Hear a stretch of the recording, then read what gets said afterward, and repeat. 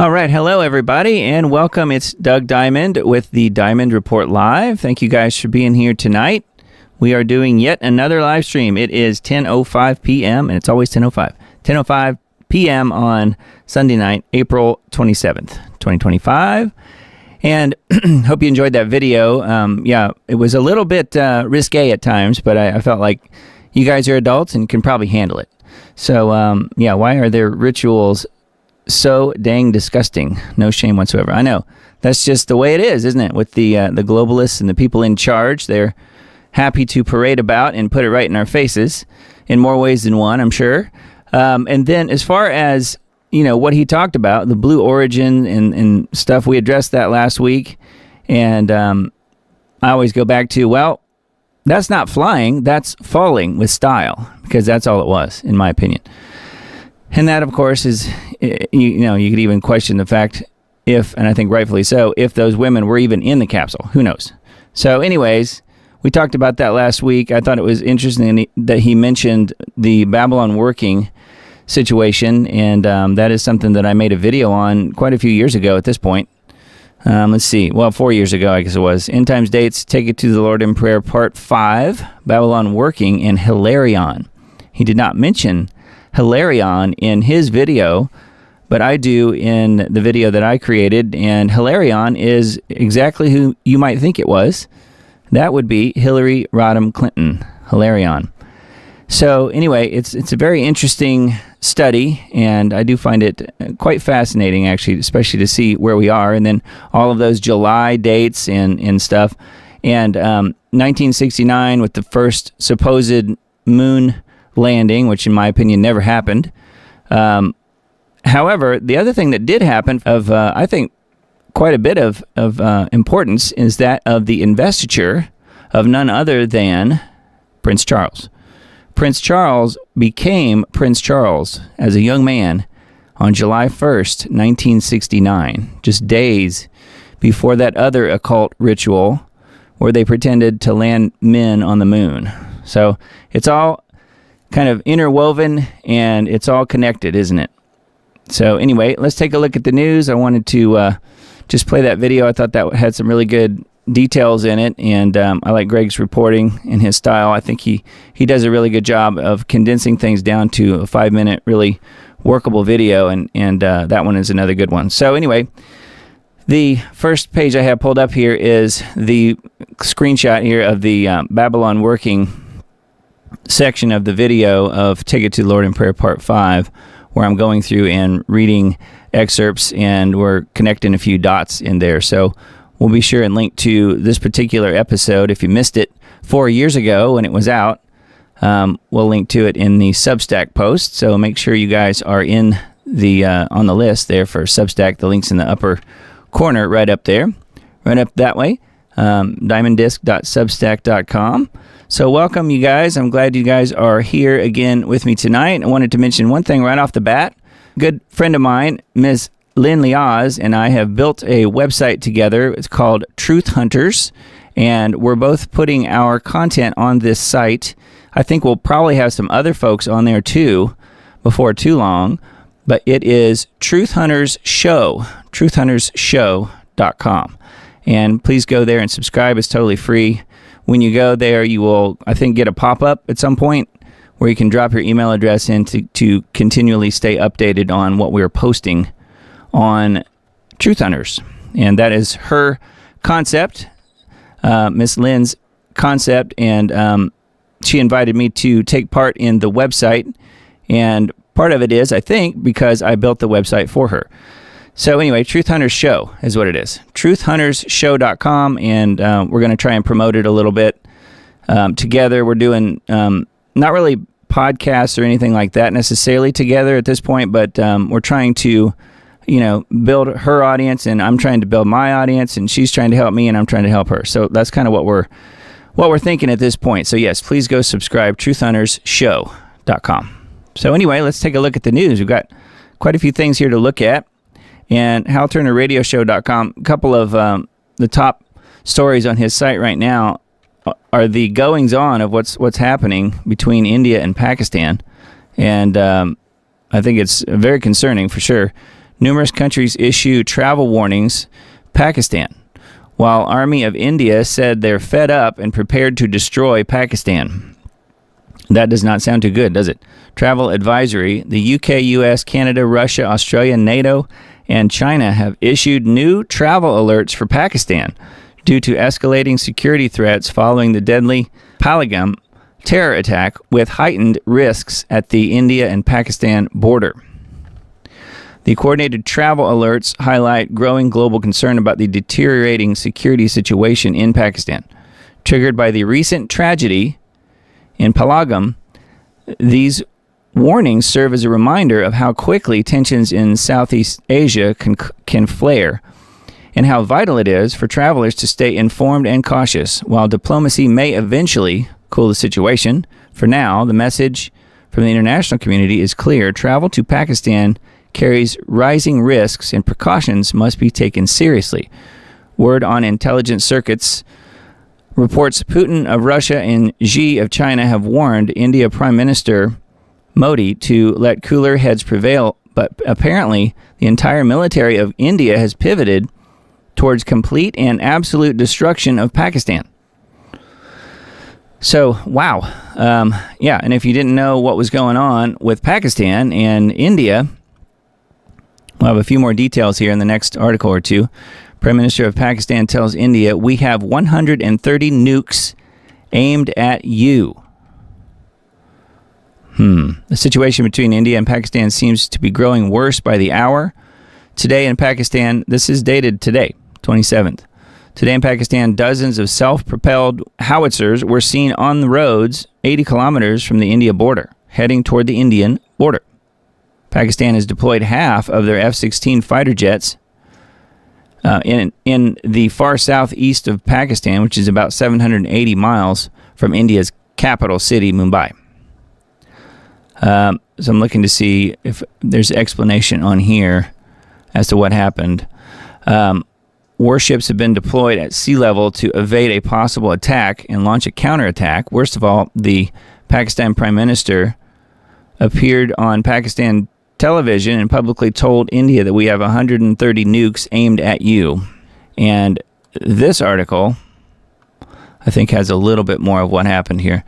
If you're not familiar with the area, or even beyond that, if you're not familiar with what happened between these two countries, it says this afternoon, video came to Hal from inside Pakistan showing trainloads of self-propelled howitzers being brought to the border with India. War preparations are in full swing between both India and Pakistan after a terrorist attack in India killed 16 Indian citizens. India blames the attack on Pakistan and has retaliated by ordering all Pakistanis out of India, declaring upwards of half of the Pakistani diplomatic delegation to be persona non grata and ordering them out of the country, closing border crossings, and the big deal, which was cutting off the fresh water by closing 4 dams on the Indus River. That river provides fresh water to Pakistan.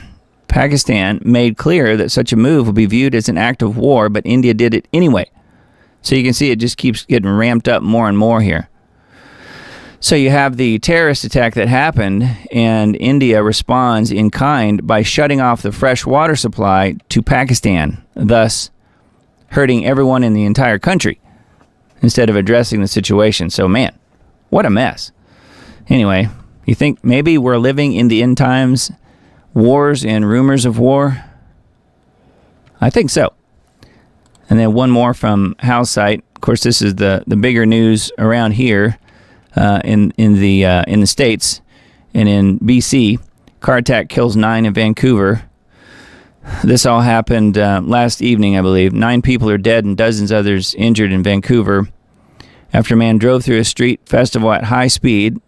The crowd was celebrating the Philippines festival Lapu Lapu at the time. So there's no video of that happening, but this is the culprit here. The man accused of plowing his SUV through Lapu Lapu Filipino festival, which he looks Asian for sure. When I first saw the headlines that it was an Asian man driving a car, of course, we've heard that many times before, haven't we? And your thoughts automatically go to, no, it's probably not an Asian man. It's probably a perpetrator of a different persuasion, if you know what I mean. But no, it does appear that it actually was an Asian man. I'll scroll past these pictures pretty quickly, but just know that they are available if you want to take a look at the website, thelibertybeacon.com. Tragedy strikes in Vancouver just before Canada's federal election. Yesterday evening around 8 p.m. in BC, the driver of a large SUV, a young Asian male, plowed into a festival of festival goers at a Filipino heritage event along a narrow street filled with stalls, vehicles, and people similar to those German market scenes with the car driving at speed through them. Curiously, there is a federal election in Canada tomorrow, April 28th. Yeah, so anyway, and then here's some of the response from the current Prime Minister candidates. So Singh and Poilievre and Carney all have tweets here. And so there's, some more information here, including some other videos and short clips and excerpts. And just know that our prayers should definitely be with these folks. It's really terrible what happened up there. What a mess. What a mess. But anyway, it's kind of making the rounds. I figured you guys have probably heard about this, but if not, I wanted to make sure we mentioned it on the show tonight. So yeah, that is on Liberty Beacon and then Hal's site as well. That's the two articles that I found, but obviously it can be found on any other reliable and unreliable media sources at this point. All right, need to know.news. Thought this one was kind of interesting. DOD branch chief calls President Trump illegitimate and vows to resist everything he does. So another undercover video. Journalist with the O'Keefe Media Group covertly filmed Nicholas Terza, a branch chief at the Department of Defense, who said, referring to Trump, quote, "The same guy who tried to overthrow an election is just like truly setting us down a path of dictatorship. He's illegitimate. He's terribly immoral, breaking every norm. We're going to resist him, everything he does," end quote. That would be mutiny, would it not? Seems like it would be. Bordering on some other things, most likely. There's concern that members of the Department of Defense who are supposed to protect Trump could put him in jeopardy. You don't say. Terza also questions Hegseth's qualifications, calling him insanely young to be the part, and added that he wasn't that high up in the military. So anyway, you can have your opinions about Hegseth, but the point is that this guy is supposed to be working with him and for him. And that's what he's out there saying. So anyway, have a look at this site for info about this. Yet again, another winner here. Nicholas Terza is this guy's name, working at the DOD. So lovely. And then this one also on needtoknow.news. UK government authorizes blocking out the sun with chemtrails, aka geoengineering. They authorized it, so I guess they can start it up now, if you know what I mean. It's not like, you look up in the sky and see all those lines in the sky, and that's not geoengineering, that's not chemtrailing. No, they haven't started yet. But when they do, they'll be sure and let us know, I guess. Scientists in the UK are planning on dimming the sun in a bid to curb phony global warming. The major area of research is solar radiation management that includes stratospheric aerosol injection, where tiny particles are released into the stratosphere from airplanes and reflect light back into space. I would say supposedly. That's what it looks like on paper anyway. Another potential method is marine cloud brightening, using boats to release sea salt particles into the sky to increase clouds' ability to reflect sunlight. In my opinion, that will never happen. A third idea is seeding cirrus clouds in the upper atmosphere to allow more heat to escape into space. The media, along with climate alarmist politicians like AOC, Gore, and Sanders, pretending that geoengineering, the deliberate large-scale manipulation of the Earth's climate system, has not already been going on for years or even decades. Serious consequences may include affecting food production, yes, and all life, if you ask me. Anyway, I thought it was pretty interesting that they're just basically coming right out and saying, yeah, we're going to do this. Of course, you look up in the sky, that's exactly what's going on now. It's been going on for decades, as it was posed in this particular article. So I guess we're supposed to pretend that it's not happening. So that is not what you're seeing. How it's going to look any different than it looks now, I don't really know. I mean, perhaps there will be even more trails, and they'll say, yeah, we had to change up the mixture, and now we're really doing it, whereas before it was just ice crystals, the dreaded ice crystals. That's what they always say. It's nothing. Anyway, yes, your government loves you, don't they?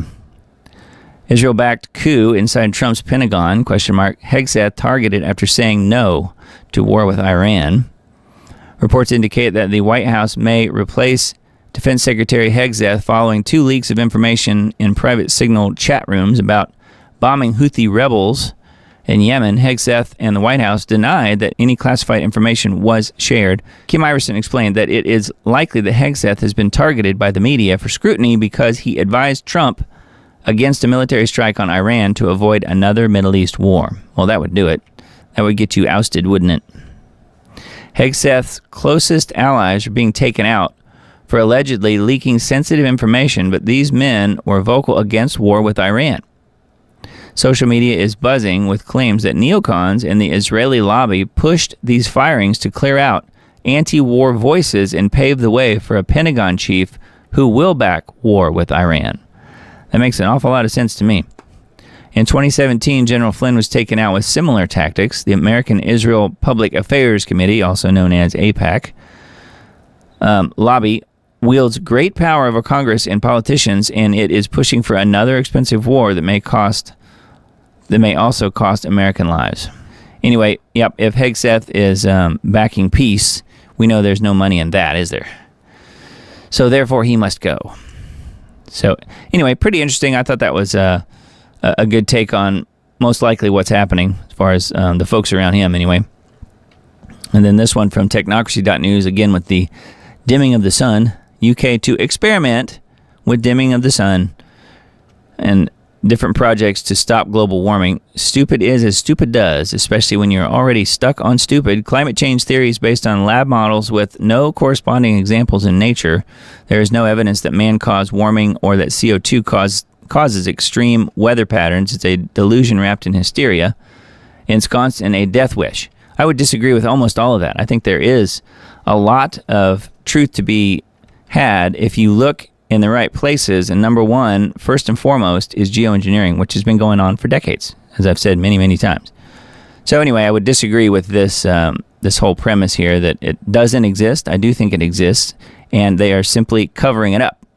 The reason that the United States is mostly kept cool is because of chemical ice nucleation. It's not global cooling, and it doesn't mean it's not happening. It's that they are purposely using chemicals to cool down the vast majority of the United States, at least the eastern half, the most populated areas.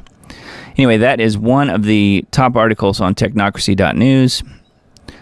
Then this one is reality vanishing. AI makes Americans suspicious of everything on the internet. And then this blurb here saying, I have been warning for 2 years now that a collapse of reality is straight ahead. It will be incremental, but the result will be the same as witnessed in this article. Trust in the internet hasn't just declined, it's collapsed under an avalanche of AI-generated noise. The internet has become a house of mirrors, where 78% of Americans can no longer distinguish real from artificial. So that is a problem. I can see that being an issue. From everything from videos and picture to the articles that you read. So pretty amazing. All right, and then let's see. One more article from this site, Dark Utopia. How could anybody in the populist MAGA movement embrace the outright destruction of constitutional government in favor of an authoritarian monarchy, abolish elections, concentrate power, neutralize dissent, turn citizens into users and shareholders of a sovereign corporation, and establish a scientific dictatorship based on technocracy? It's too late to suggest smelling the coffee here. You will soon smell the stench of the burning dumpster that used to be America. Boy, that's not black-pilled or anything, is it? I do agree that it is possible that we could be going down that road, although I don't think any of this has actually happened yet. So I would totally disagree with all of that, at least at this point. Now, I might be proven wrong. That's possible, although I don't think so. I am definitely not a black-pilled type of person, but whoever wrote this certainly is. Technocracy.news for more info on that. And then the Liberty Beacon, a couple more articles from this site. Almost 800 illegal aliens arrested in large-scale ICE operation in Florida. Says those arrested include this convicted murderer from Colombia and MS-13 gang members. U.S. Immigration Custom Enforcement, ICE, along with Miami and Florida law enforcement, arrested almost 800 illegals during the first 4 days of Operation Tidal Wave. So, didn't know if you knew about Operation Tidal Wave and the goings-on down in Florida, at least, getting rid of some of these illegals. So I think that's very interesting and good news. Raskin, Trump officials can be arrested for, quote, kidnapping undocumented persons. I think he would have a really hard time proving that in court. I think that's probably, if it's not already being challenged in court, it probably will be very soon. So it's pretty ridiculous, actually. For some on the far left, the Rachel Maddow show is a godsend. Otherwise, you would have to go to the subway to compete against others raving about microchips and oligarchies. Just take Rep. Jamie Raskin, who went on the show on Friday to explain that Trump officials can now be arrested for interfering with legal proceeding or kidnapping. So it's the Trump administration who's doing the kidnapping now, according to him. And now stands as second only to Harvard professor Lawrence Tribe's claim that on MSNBC that President Trump could be charged without any doubt, beyond any doubt, with the attempted murder of former Vice President Michael Pence.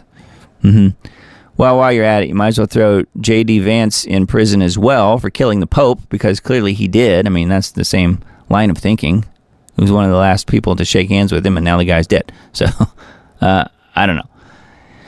Says, for the record, I've maintained since the start of this controversy that Garcia should have been returned to the United States and should still be brought back to what I believe would be an inevitable deportation. This is according to Jonathan Turley, the writer of this article.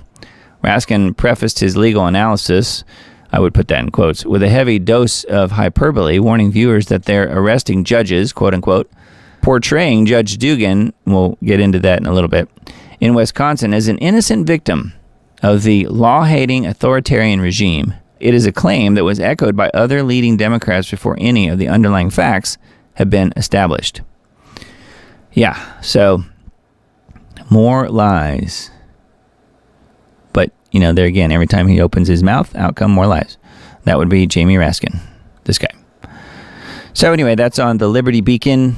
Sign the petition against geoengineering. This is one of those things where I saw it and I'm like, a petition that will do no good, but I guess it doesn't hurt anything to sign it if you guys are interested. It says a reminder that the Starmer government has announced it will conduct geoengineering experiments. Of course, it's been ongoing for years. Finally, however, public consciousness is awakening to this hideous poisoning of the people. But yeah, there is a petition circulating for UK residents or British citizens. If you are that, be sure to sign it. So the link is here, petition.parliament.uk. So anyway, I guess if you're a UK citizen, feel free to check out this article and maybe sign it if you so choose. But, more names on the petition. I guess that is theoretically what some of the people in charge, might take seriously, might look at, although they'll still do what they want. Anyway, that's always the case. So anyway, at least you're giving them notice, right? All right. And then this is an important article, kind of a follow-up to what we talked about a couple weeks ago. Jeffrey Epstein victim Virginia Giuffre dies by suicide. You could put that in quotes, I guess, at 41, just weeks after saying that she had days to live. So she has committed suicide. She's been suicided or committed suicide. So you can believe what you want on this. Obviously, the main line of thinking on this was that, no, she didn't commit suicide. She was most likely suicided, and that she was the most well-known of the Epstein victims, and had some of the top Epstein clients, meaning King Charles's brother and others, who used her services, shall we say, as a young lady. And it's possible that her suicide, her death, had to do more with shutting up the other victims than it did with stopping her because she had already been out there talking about her experience, what all she had been through. But it's, if anything, going to possibly put the kibosh a little bit on other victims coming out and talking about this, because obviously there are other victims that are part of this whole Epstein mess that we have not even heard about. Bondi has been out there talking about the other victims. So yes, how sad and awful, yes. The most prominent victim of late convicted pedophile Jeffrey Epstein took her own life Thursday, just weeks after she made headlines for saying she had 4 days to live following a collision with a bus. This is the quote. "It is with utterly broken hearts that we announce that Virginia passed away last night at her farm in Western Australia," the 41-year-old's family said in a statement to NBC. She lost her life to suicide after being a long-time victim of sexual abuse and sex trafficking. Why would they lie about what's going on? I think it is possible that she committed suicide only from the standpoint of what we looked at a couple weeks ago, might have been last week, I don't remember now, where there was a lot of question whether she was even in that traffic accident. And in fact, she had an issue supposedly with her husband or ex-husband, I'm not sure which, with domestic abuse, and that perhaps she was protecting him somehow. You know, the old Stockholm syndrome almost, which of course she has been raked over the coals for many years, it looks like, with her dealings with Epstein and all of them. So I don't know. I mean, I guess it's possible that she really did reach the end of her life by her own hand, although you would think that it's most likely someone who helped her along versus her doing it herself. But if she really did have domestic abuse issues with her husband, then perhaps that was what actually transpired. We just have no way of knowing. And maybe the truth will come out, but it is a very sad situation here. So anyway, there's a little bit more info on this article. This is actually on New York Post. But yeah, very sad. So Virginia Giuffre. All right, and then a couple articles from Headline USA. ATF informant who blew the whistle, so another whistleblower of sorts, on the Oklahoma City bombing reportedly dies in a house fire. Karma, ? Or is it somebody covering his tracks? How, the person who died here, played an essential part in the conspiracy to frame innocent people for the Oklahoma City bombing. A controversial ATF informant who forewarned her handlers about April 19, 1995, Oklahoma City bombing has reportedly turned up dead 30 years later. The ex-ATF informant, Carol Howe, who warned her handlers in early 1995 that neo-Nazi extremists in Oklahoma were planning to attack federal buildings, had vanished in the late 90s after being acquitted from explosives charges. In the remaining years of her life, she was reportedly living in Sparta, Tennessee, under the name Sarah Collins. She died in a house fire on January 6th, according to documentarian John Ronson. So, an interesting date that she died on January 6th, I guess just a few months ago. Yes, Sparta, Tennessee. I have a friend who was from there. I know where that is. It's a ways from where I am, but yeah, pretty wild. Ronson, who produced a podcast in 2023 about Howe, said that he was contacted by a listener earlier this year. Mr. Ronson, I just listened to an interview that you did about Carol Howe. I've been listening to anything I can about her because she died Monday in a house fire across the street from me. She was going by the name Sarah Collins, but it has been confirmed that she was Carol Howe. She was a complete recluse. About 4.5 years ago, she went inside her house and never came out. Wow. So again, another sort of iffy situation here of a lady who is no longer with us. So I did not know about her, but didn't know if you guys did, but I thought that was pretty interesting that yet another whistleblower type of person is no longer with us. Wow. And then this one also on Headline USA that I found. Trump says he's keeping the assassination investigation secret. Quote, "It's very personal." Trump continues to give mixed messages about the investigation into the assassination attempts against him last July and September. On Wednesday, Trump was asked about the probe into Thomas Matthew Crooks, the gunman who allegedly shot him in the ear last July at a campaign rally in Butler. Crooks also allegedly shot and killed firefighter Corey Comparatori and seriously wounded at least 2 others. Can you confirm the Butler investigation? Are you getting intelligence briefings? Was the question from a press reporter here the other day. Trump's latest remarks about the assassination come days after he raised questions about whether Crooks acted alone, pointing to the 3 overseas chat apps that he allegedly had. I don't know what to believe. I really don't. Crooks' father got the ultimate law firm, a white shoe law firm from Pittsburgh. They have a lawyer who IBM would hire. Where did he get this person? Trump said, referring to the fact that Crooks' parents have hired a prestigious law firm, Quinn Loge, which describes itself as trial attorneys who specialize in both criminal defense and civil suits, including wrongful death and personal injury. I'll be honest, it has not been explained to me perfectly by the Secret Service or FBI, Trump said. Trump said he still needs better explanation about Crooks as well as Ryan Ruth, who was accused of trying to kill him last September at his golf course in Florida. Even if it's a private briefing, Trump said at the time that he might make the results of that briefing public. So they're still keeping it on the down low there, as it were. Anyway, very interesting. That one's on Headline USA. And then, speaking of Trump, this one is a little bit of a departure from the last story, but thought we could at least listen to what he says here. Trump told Netanyahu to treat the people of Gaza better. You got to be good to Gaza. Those people are suffering.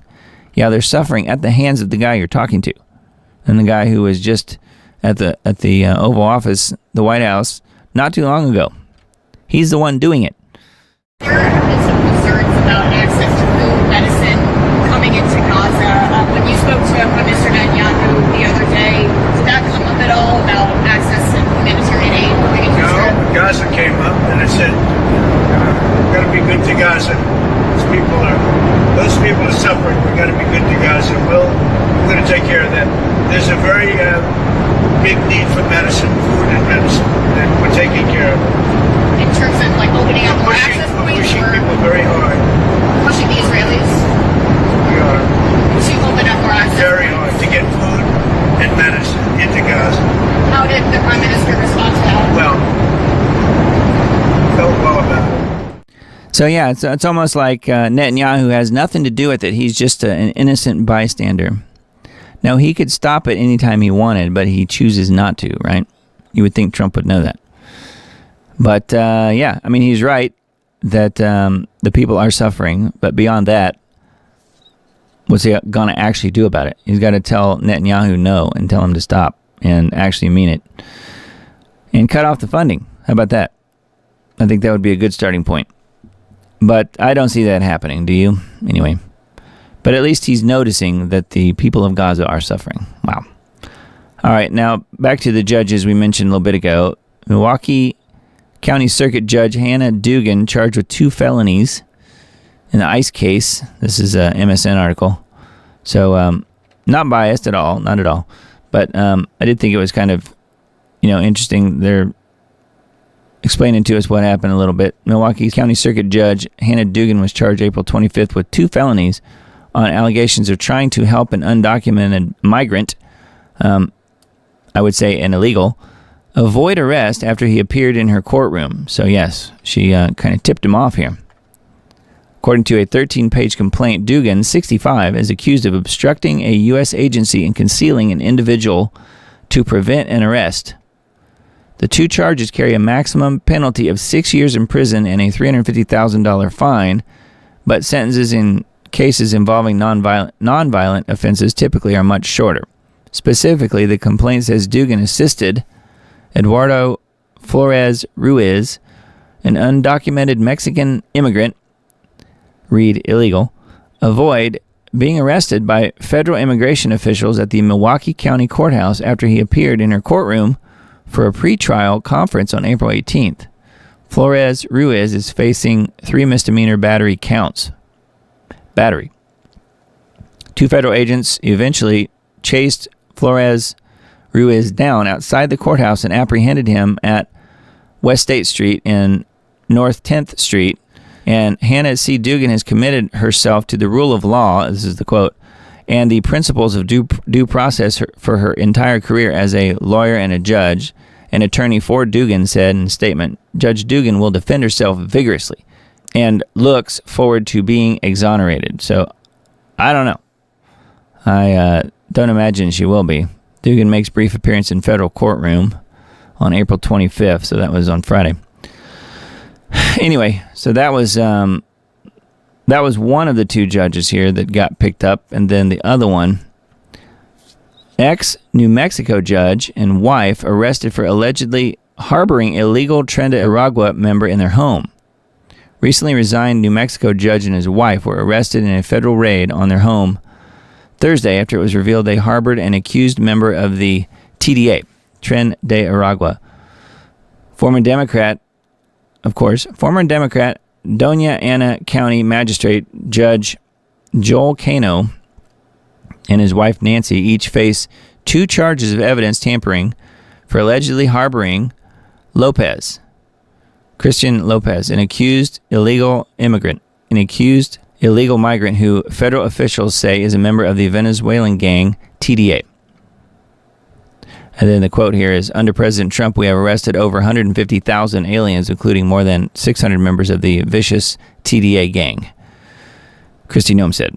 So this is the judge, and the wife of the judge was apprehended during an ICE raid at the judge's Las Cruces, New Mexico residence, where the suspected gangbanger lived in a guest house after first ingratiating himself as a handyman. So he's been living with them. Yeah, and apparently they supplied him with some weapons as well, at least as far as weapons training.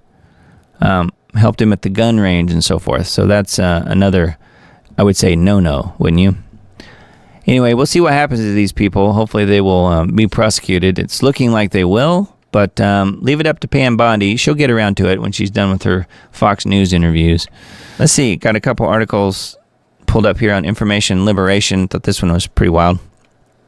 If Iran abandons its nuclear program, will Israel do the same? What do you think? Probably not, is my guess. Israel's spokesperson launches into tirade over a pointed question. So that was the question to her. If Iran abandons its nuclear program, will Israel do the same? So, do you want to hear her response? It's priceless. If Iran is expected to abandon its nuclear program, is Israel ready to do the same? Because assuming Iran disarms, Israel would remain the only country in the region with potential nuclear capabilities. Thank you. Okay, so as the Foreign Minister Gideon Saar said, is the most important thing is the objective. Iran cannot have nuclear weapon, and this is what's in front of us. We understand it's not just a threat to Israel, but to the entire world. What about Israel? Israel is not posing a threat to anyone. We don't have any ambitions in any other country. Iran has ambition in the entire Middle East. They're posing a threat and are controlling and have destroyed Lebanon, controlling Lebanon through Hezbollah, destroying its politics, destroying its social fabric, destroying its economy. They did the same thing in Syria. They do the same thing in Iraq. They do the same thing in Yemen, destroying the population, destroying the country, bringing them on the verge of starvation. And this is what they're attempting to do in Jordan. That's what they're doing in Africa. That's what's happening. Who's arming Al-Shabaab? Who's training Al-Shabaab in Somalia right now? What's happening in Central and South America? Hezbollah is the biggest controller of illegal drug and weapon trafficking routes in Central and South America.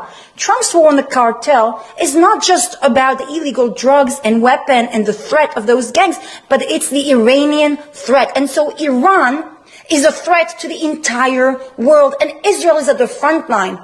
At the front line of stopping the worst enemy the world can, and I don't understand that question. With all respect, the question was not about Iran. The question was about Israel's posing a threat on? Israel has never provoked, has never attacked unprovokably a neighboring country or someone else. This has always been on the defense of our country and our people. We have no ambition. When you hear the Ayatollah saying every single day about their ambitions, what about the Turkish ambitions? What about what's happening in Syria? Do you ask those leadership about it? Of course. Well, Israel is the key for stabilizing the Middle East. So if Iran abandons its nuclear program, Israel will do the same? Israel is what's stabilizing the Middle East. Iran is what's destabilizing, arming, and terrorizing the entire population around. Do you know what we've been through? Not just the Israeli people, the Lebanese people, the Iranian people, the Yemenite people. They yearn for freedom, for food, for economical prosperity. And who's preventing that? Iran. This is the greatest enemy the world have during these days. And so this arming Iran is not Israel's interest. It's your interest. It's international community's interest. Try and imagine what is happening right now in the Middle East with with nuclear weapons. It's not just a threat on Israel. It's a threat on the entire world. Apparently, she's never heard of the Greater Israel Project. Apparently, she doesn't know what Israel is doing to Gaza as we speak. Apparently, she doesn't also know that Israel just used a tactical nuke on Tartus, Syria.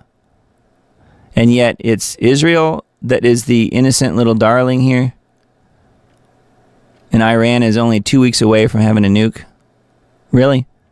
So we're supposed to believe this lady. I mean, literally every word out of her mouth is a lie. Total lie.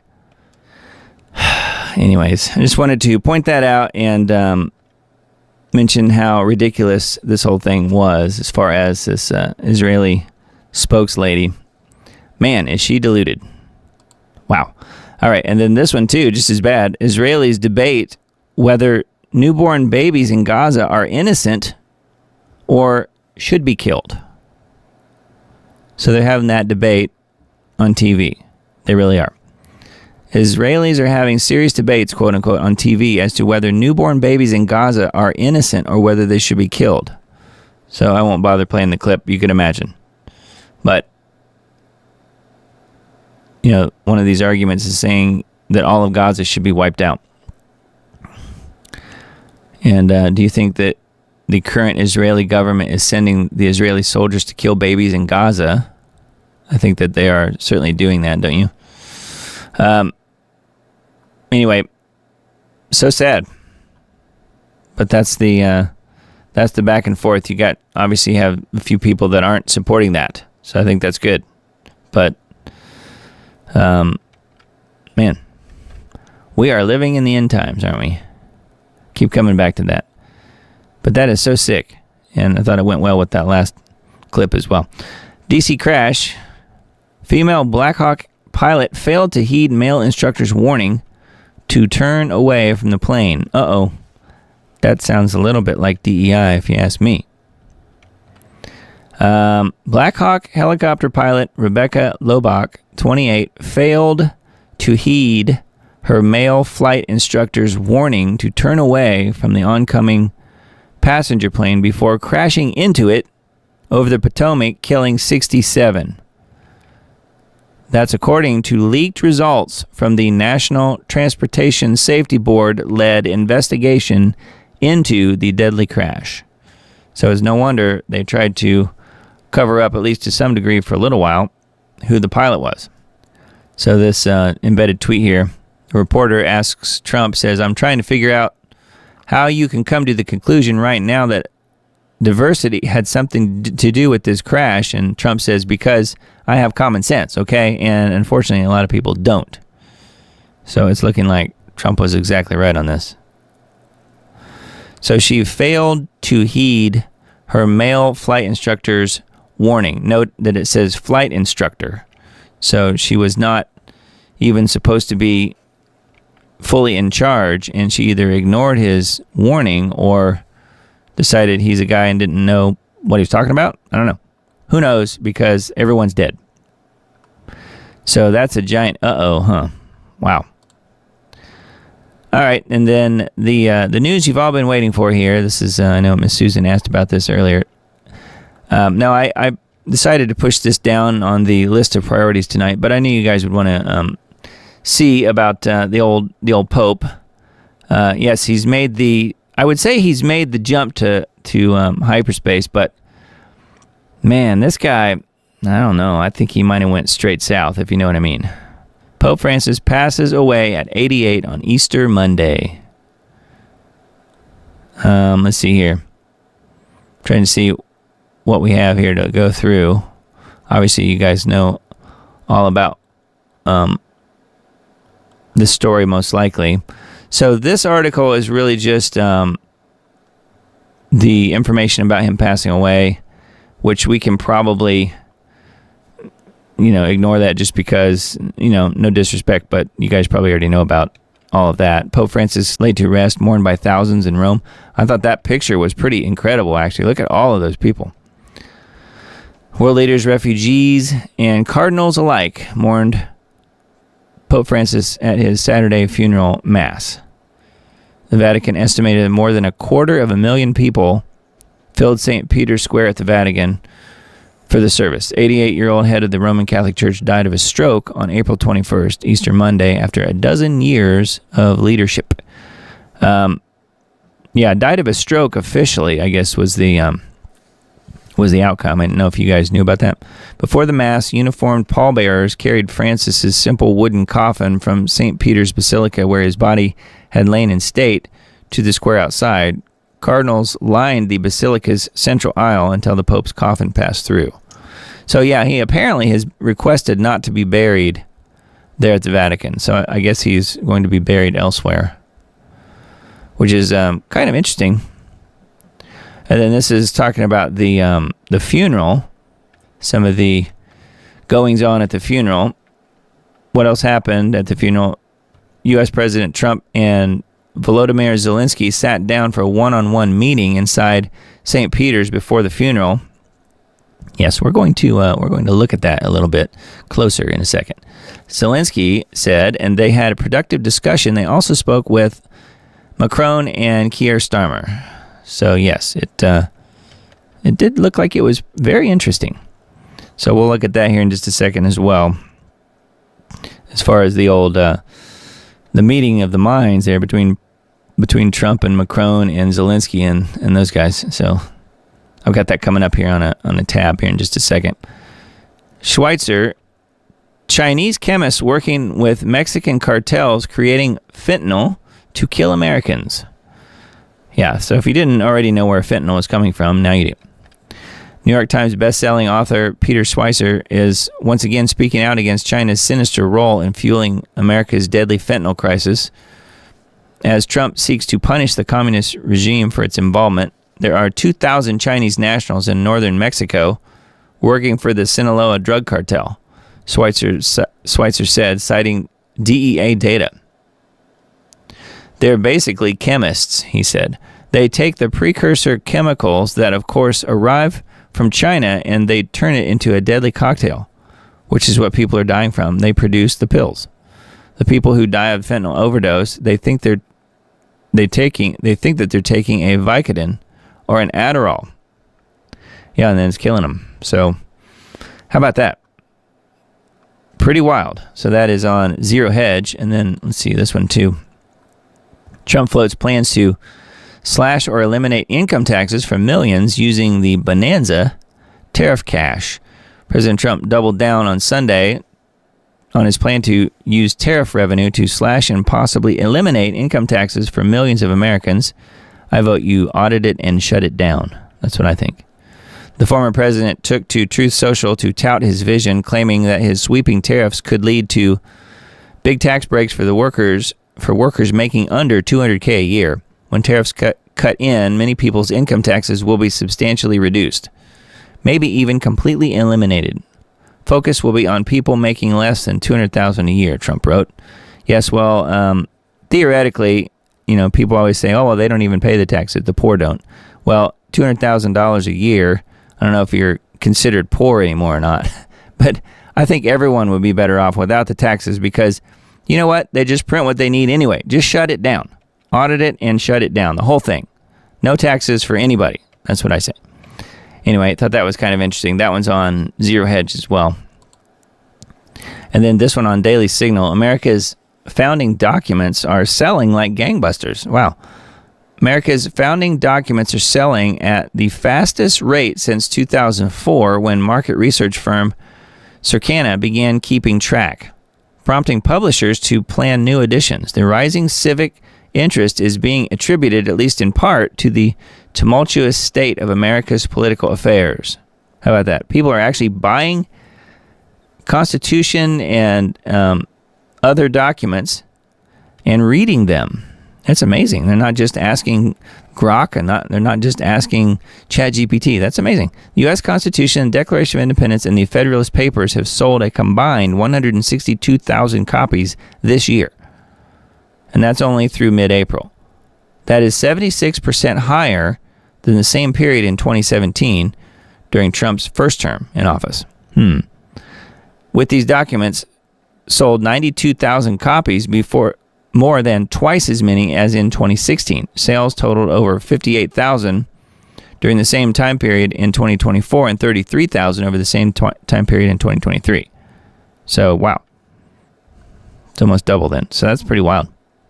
It's likely a response to the recent change of administration, noting rising intrigue in other books about government as well. We generally see increased sales of the editions of Declaration of Independence and the Constitution every election cycle, but particularly this year we are seeing that.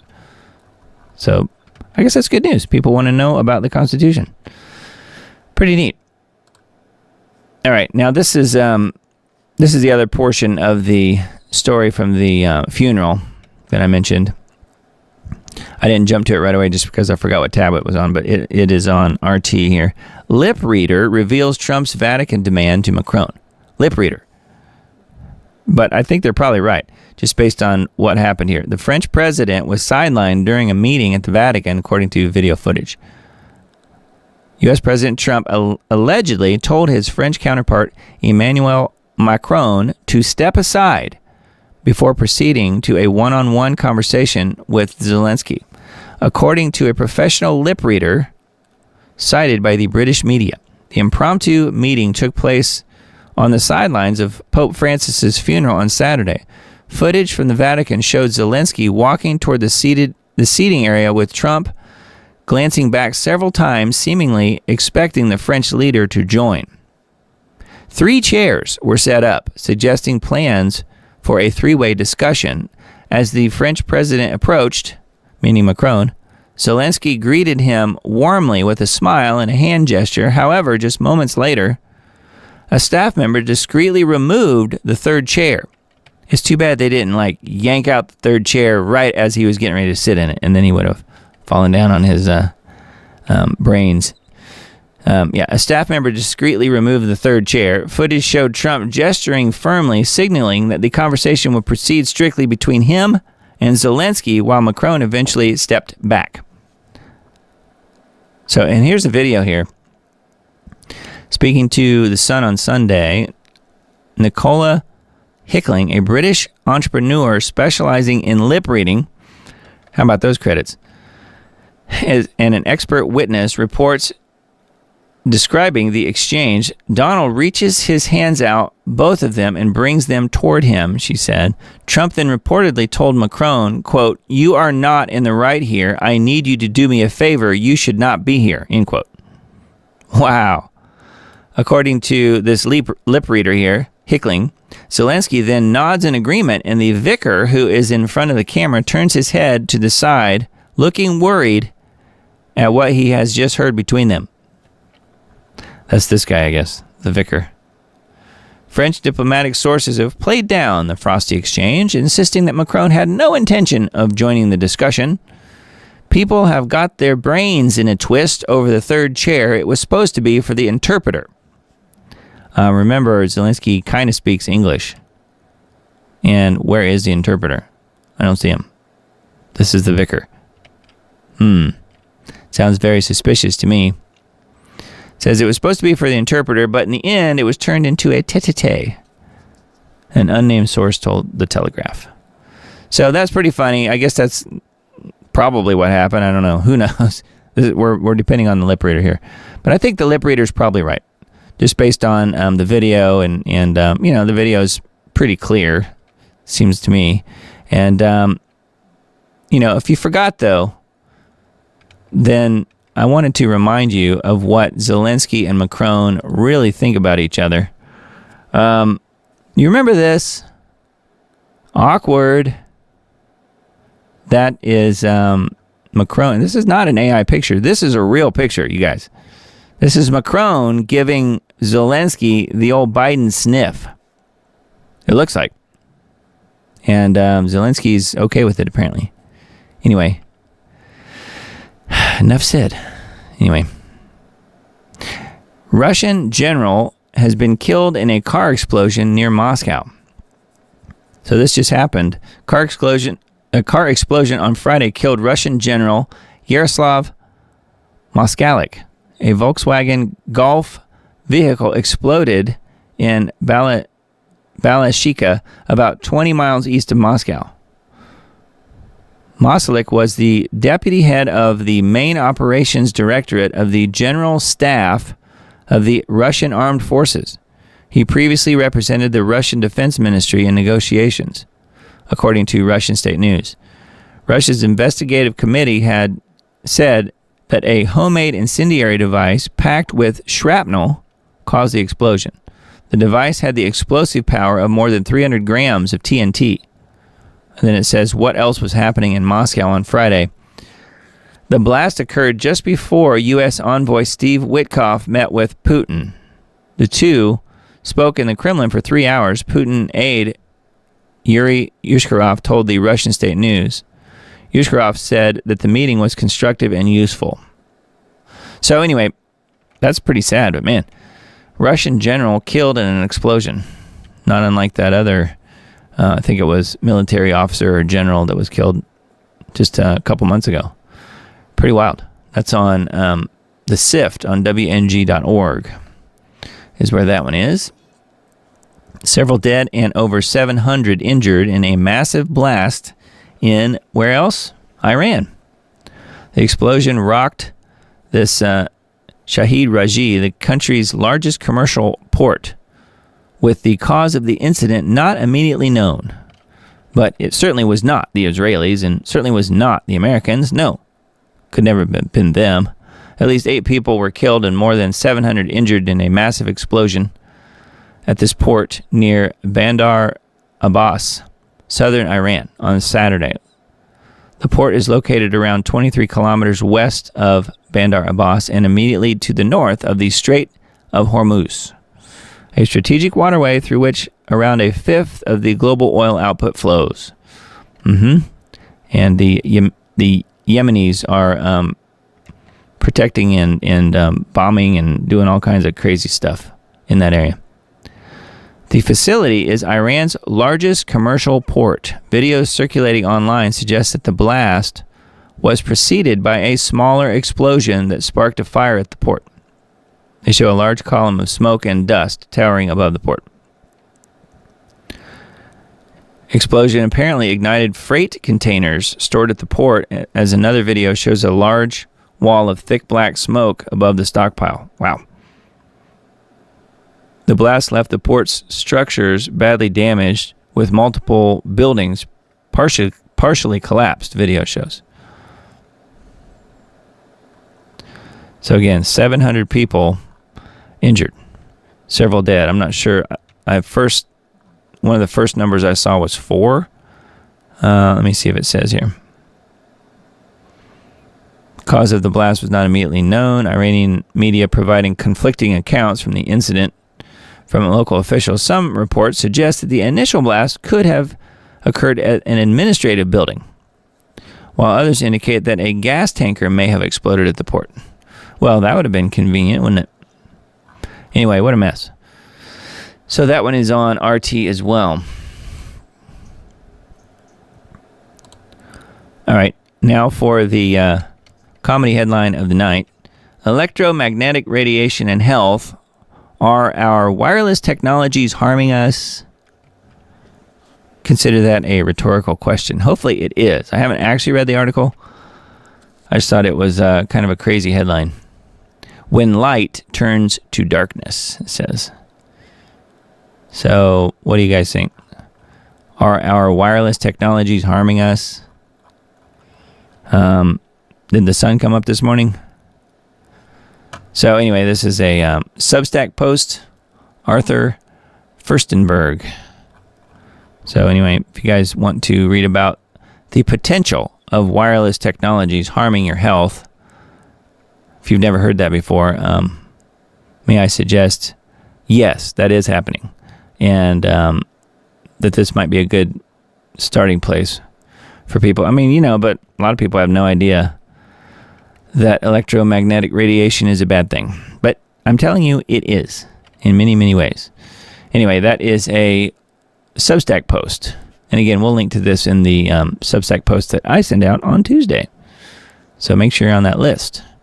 Then this one too, State of the Nation. Tipping point. Over 30 states have legislation in progress to ban geoengineering. We've crossed the tipping point. 31 states rise to end geoengineering. Now we push for a federal investigation. Well, let's hope so. But I was showing you this mostly because it's just further proof that people are understanding that they're being harmed and that our world is being harmed by this, and it has been for decades. People are waking up to this and what's going on in the skies. I think that's really good information. This is actually mostly a Sayer G article. So anyway, this is on State of the Nation, talking about the 31 states looking to clear the skies. Good luck. Unfortunately, it probably won't help as far as stopping it goes, but at least it will draw attention to it, like I keep saying. And then here's an RFK Jr.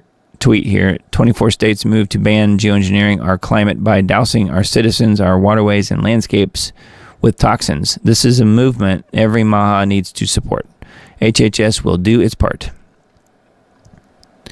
And I do know for a fact that RFK Jr. has been in touch with Mr. Dane, and I don't know that they're working together, but just know that there is some contact there between RFK Jr., HHS, and Mr. Wigington. So hopefully something good will come out of it, but don't hold your breath, as they might say. Yeah.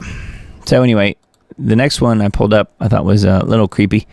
Interesting Engineering is the website. Cyborg 1.0, Thai RoboCop patrols the streets with 360 degree eyes and live face tracking power. So how creepy is this? Wow. AI Cyborg 1.0 analyzes CCTV and drone data in real time with 360 degree cameras linked to a command center for rapid response. And look how much taller it is than the rest of them. Here's all these short peon humans, and look how tall he is. He's like, what is that? Probably 6'7", something like that. Thailand has unveiled its first AI-powered police robot deployed during the Songkran Festival to boost public safety. Yeah, and probably intimidate everyone there. The Royal Thai Police introduced the robot on April 16th via a Facebook post named Pol Kol, I guess for a police colonel, Nakan Patham, meaning Nakhon Patham is safe. The robot was stationed at the Tonson Road Festival venue. In March, China introduced humanoid robots in Shenzhen to patrol with police, interact with pedestrians, and respond to voice commands, and wear highly visible vests, drawing public attention. Yeah, but that's China. They're used to that. I mean, this is Thailand. That's a little different. Thailand's pretty open and free, so I'm sort of surprised that they have AI robocops patrolling the streets now, but apparently they do, or they will soon. Yeah, Emily says, nope. Yep. Not good. That's on interestingengineering.com. Yeah, that is not good. And look how creepy he is. They had to give him an all-black face. I mean, that made him seem warm and fuzzy, obviously. Not being racist there. I'm just pointing out a fact that he's all black and glossy and Doesn't look like Darth Vader or anything. No, not at all. All right, Tech Radar. ChatGPT spends tens of millions of dollars on people saying please and thank you. But Sam Altman says it is worth it. I've always wondered about this. Ever since the whole AI thing came about, when you ask it a question, are you supposed to use please and thank you? I mean, I do just because I'm a nice guy, I just do automatically. Please, can you tell me so-and-so? But you're speaking to a computer. Most people obviously wouldn't do that. But that's what this is about, actually. Do you say please and thank you to ChatGPT? If you're polite to OpenAI's chatbot, you could be part of the user base costing the company tens of millions of dollars on electricity bills. So it's your fault for being polite. This user, Tom in Love, wrote on X, I wonder how much money OpenAI has lost in electricity costs from people saying please and thank you on their models. OpenAI CEO Sam Altman, who is not one of Elon Musk's favorite people, let's just put it that way, responded by saying tens of millions of dollars well spent, you never know. Thanks for lowering the world's anxiety around an AI uprising, Sam. We'll all be sure to waste even more energy by saying please and thank you from now on ChatGPT. Yeah. So do you guys say please and thank you if you're using ChatGPT or Grok? I've caught myself doing that before.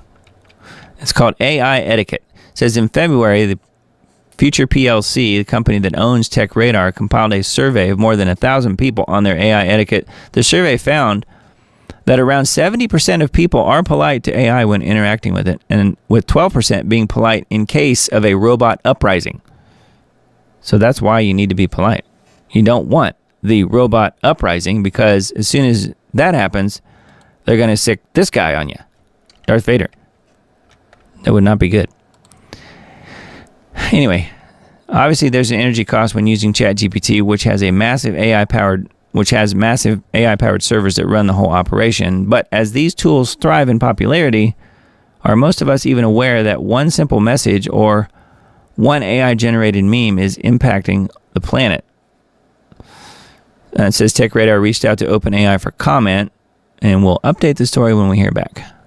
Should we be polite to AI? Well, you usually are polite to your potential jailers, right? Most people are. USAWatchdog.com, Greg Hunter. He has recently had Catherine Austin Fitts on the show talking about what we talked about last week, stopping the digital control grid. I made a separate clip of that from last week's show and put that out. And I think that's something that we really need to, hold the Trump administration to, hold them to account here, because this is something that could easily go the way of what Miss Catherine Austin Fitts is suggesting here. So this is an interview with her, and Greg Hunter always does a good job. I hardly ever mention him. I really should more, actually, because Mr. Dane is on Greg's show very often, and I've traded emails with him a couple times. He's a genuinely nice guy and a believer as well, and I think he's doing a really good job. And this particular article, though, stopping the digital control grid, I think is key. It says Catherine Austin Fitts, publisher of the Solari Report, is back to update about the fast-approaching digital control grid that they told us about last time on the show. There is no bigger ongoing battle for lovers of freedom than the battle taking place over the freedom-killing idea of digital ID. But it's more than just an ID. It's an entire control grid that is being quietly built, that is like a frog being put into a pot and the water being brought to a boil. Catherine Austin Fitts explains, our goal at the Solari Report is each person has a free and inspired life. So we've been working for several years to stop financial transaction control. If you get the ability to track each person and control their transactions, so if they don't do what you say, then they can just turn off your money. That is game over for the Constitution and for human liberty. If you look at how the control grid is coming together, there are many different pieces. There's a digital ID, all digital currency or transaction system, to a social credit system, to the management of certain kinds of data and backup energy. There are many different pieces. We look at the pieces and we look at them as one-off things, such as, oh, I don't mind having a real ID because I can see why they might want a federal ID or a passport or whatever. Each one of these things looks non-threatening and even convenient, but when they snap together, they are the control grid and is completely something else. I think she's right. Let's see. Miss Susan says Greg's interviewed her before. She's a wealth of insider info and on finance and so much more. Yes, she is. So anyway, that article is here in the interview as well. USAWatchdog.com, good site. And yeah, there's lots of good interviews on that site. Now, this is one I came across. You guys may be interested in sharing or at least reading through it. Stop Noahide Law. This is a blog. It's on Blogspot, actually. But Stop Noahide Law, table of contents. Repeal all American public laws and proclamations recognizing the Noahide laws. Sign the petition on change.org. So here's a link. If you want to go sign the petition, of course, don't use your real name because then they'll know where to find you. No, I'm just joking. But the symbol of Noahide law is the rainbow. Start here. What is the Jewish Noahide law? And that's a link to a separate page here on this same blog. Zionist Noahide law in America, laws and proclamations. We won't go through all this, but you guys can read all of the business here on this page. It's all here. So I thought this was a really good, a good assembly here of all this information, including stuff here about Trump and then Ivanka and Jared Kushner and so forth. Israeli Sanhedrin calls on Trump to uphold the Noahide laws. So it's probably going back to the first Trump administration, I'm guessing. So anyway, talking about AIPAC, talking about all kinds of stuff here. So you look at all these links. A wealth of information. And then it's got it broken down into different countries and what they have going on. Like, for instance, here's Japan. I mean, who would have thought? Chief Rabbi of Japan spreads Noahide law in Japan appointed by Israeli rabbis who hate non-Jews. So there's a link to that.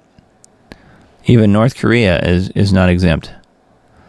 So anyway, unofficial Sanhedrin Third Temple. Sanhedrin set 70 nations conference on Noahide law.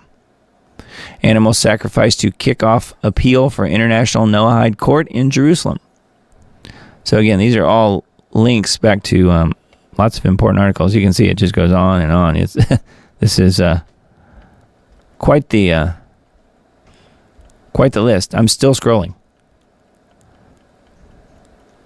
So there's the bottom here. So we finally reached it. So there's a ton of stuff about the Noahides. This might be one of the better sources. Yeah, that's awesome. All those links. Talk about a dive down the rabbit hole. Yes, I know, for sure. And maybe you can keep your head when you're done. That would be nice. All right, that is on stopnoahidelaw.blogspot.com if you guys want to look it up. But again, we'll link to that in the Substack post as well. And then this one on Iron Wire I found. King Charles made a, quote, grave mistake with latest move, stay out of it. So I saw that and I'm like, okay, what was his grave mistake? Because he makes a lot of them, if you know what I mean. Speaking to GB News, I don't know if that's maybe Great Britain News, Bauer expressed surprise at the monarch's involvement in what he described as, quote, badly advised. In his statement, King Charles noted, as we all navigate the transition to cleaner energy for our planet and energy security for our citizens, summits such as these are of vital importance. So this is it says the late Queen would never have gone anywhere near this. She had those audiences, but the king, when he first got into the palace, said he would not get involved. Suddenly, he's involved, and he's made a grave mistake. He's so unpopular and being found out all the time. For the king to support him is a huge political plus. So this is this guy that he's supporting, Miliband, isn't hosting it because he wants some reasonable debate. He is a zealot who believes in one side, and I don't believe the king is a zealot out to destroy the British industry, according to this person. If you listen to Miliband this morning on the radio circuit, he wants to destroy agriculture too. Oh, just like John Kerry, he does too. Because he doesn't want gas to be a part of it. You need gas to make fertilizer, so he wants farming to be destroyed as well. That sounds exactly like John Kerry, doesn't it? You guys have heard John Kerry say that we need to shut off all the farming because it's heating up the planet? Yeah, that's how ridiculous it is. Well, apparently this guy is just as bad. The king's message emphasized that recent events have shown how well-managed transitions can lead to more resilient and secure energy systems. However, he stressed that there are many shared challenges and opportunities on which we can work together as partners. The monarch concluded his message by thanking participants and wishing them, quote, productive discussions. Says it's rare for him to comment on political matters publicly. Charles has long been known for his interest in environmental issues.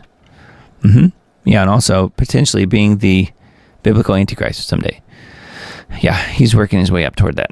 All right, and then Forbidden Knowledge TV. This first one here might be worth a look. Dark Journalist Pyramid X, Atlantis Hall of Records Revealed. Sounds very intriguing.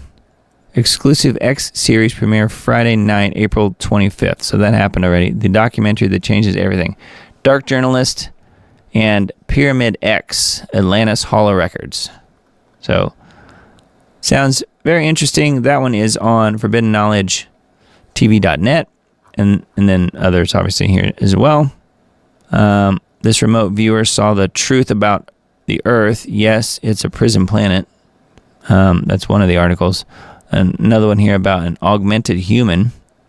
Transhuman biotech now enables enhanced humans to control hand remotely and wired into her nervous system. Wow, that doesn't sound good. You can see her hands here. Yeah. Do not sign me up. That is for sure. All right. Then Leo Hohmann, his website, Francis the Divider is dead. Look for his successor to be portrayed as somewhat more conservative and less controversial. So says Leo Hohmann. I disagree with that. I don't think that's what we're going to get. Let me continue reading, though. It says, Francis split the Catholic Church laity and clergy by his radical pronouncement and his purging of conservative priests and bishops. Look for his successor to be more of a unifying influence. I think that's hopium, if you ask me. The Argentine Jesuit Bergoglio, a.k.a. Pope Francis, died Monday morning. The Vatican announced he was 88. Died from stroke. Says below is my analysis, including what to look for as the Vatican chooses the next pope 2 to 3 weeks from now. So yeah, they're going to have the big conclave, and they'll have the colored smoke and all that stuff like they did last time. But here's what I wanted to actually point you to. Now, note, this was Leo Hohmann, and I do like Leo's work. However, I think in this particular case, this other Leo may know a bit more. And this is Leo Zagami's website. CCP allocates billions to the conclave for the cardinal with Chinese ancestry, positioning him against contender and WEF African Cardinal Peter Turkson. So what Leo Zagami here is saying is that these two guys here are the main people in the running. And he also mentioned that Pope Francis put in place the people, the different cardinals and so forth that will make up this conclave. He purposely selected those people so that they will select someone that's more like Francis on purpose. And these two guys would definitely be that. You can see the guy on the left here is Cardinal Luis Tagle of the Philippines. So he's the Communist Chinese Party's choice. Like they get a say, I guess, because they've paid the Vatican billions of dollars, I guess, over the years.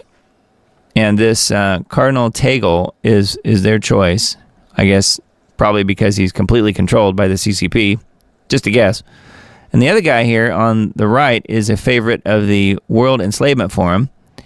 the Ghanaian cardinal, meaning from Ghana, the Ghanaian cardinal Peter Turkson are the top contenders to be the next pope, said this person, Andrew Chestnut, the Bishop Walter F. Sullivan Chairman in Catholic Studies at Virginia Commonwealth University. And it says, this confirms what I said, meaning what Leo Zagami said, on AJ's show a couple days ago. However, the sudden push for Cardinal Luis Tegal is something new that might upset the making of the first African pope. Cardinal Tegal is seen as the key figure by the Chinese Communist Party in the Vatican's engagement with China, particularly due to his Chinese ancestry and his Filipino background. He is viewed as a bridge between Rome and Beijing, especially given the complex relationship between the Catholic Church and the Chinese government that has given billions to the Vatican since the arrival of late Jesuit Pope Francis. So, pretty interesting. And then I highlighted this down here. This conclave is becoming a choice between Cardinal Tegal's approach, supported by the CCP, and the Chinese Catholic Patriotic Association, so a whole other organization, established in 1957 by the CCP. And Cardinal Peter Turkson, who, as I explained in 2022, in his book, in Leo's book here, called Confessions of an Illuminati, Volume 7, From the Occult Roots of the Great Reset to the Populist Roots of the Great Reject, that this Cardinal, Peter Turkson, is a favorite of the WEF, World Economic Forum, and the Davos Mafia for the papal office. And he's saying, my bet is still on Peter Turkson, Cardinal Peter Turkson, this guy, or at least another African, as both the BBC as well as the DW News have also confirmed this in the last few hours following his predictions. So this is one of the guys here. Historically, we are told there were popes that were black, but that was maybe in the early centuries of the church. But in modern times, there hasn't been any black pope. And who says a black person cannot be a pope? An African can be pope. We have some cardinals who are Africans. But what we are praying for is not for an African pope, a black pope, an American pope, an Asian pope. No, we are praying for a good and holy pope.